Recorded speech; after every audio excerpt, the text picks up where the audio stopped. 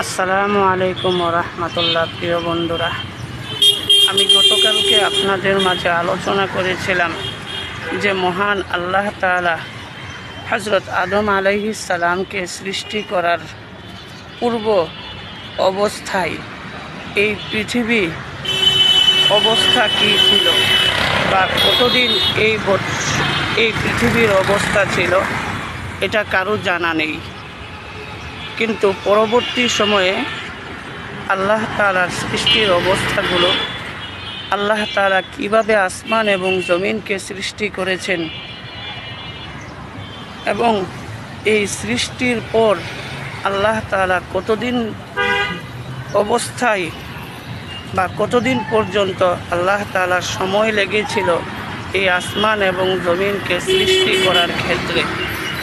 বা এই পৃথিবী কি ভাসমান ছিল বা কোন অবস্থায় ছিল, সেই অবস্থাগুলো ইনশাআল্লাহ ধারাবাহিকভাবে বর্ণনা করব। তো আল্লাহ তাআলা বলেন যে আমি আসমান এবং জমিনকে 6 দিনে সৃষ্টি করেছি, অতঃপর আসমান এবং এই জমিনের মাঝামাঝি অবস্থায় আল্লাহ তাআলা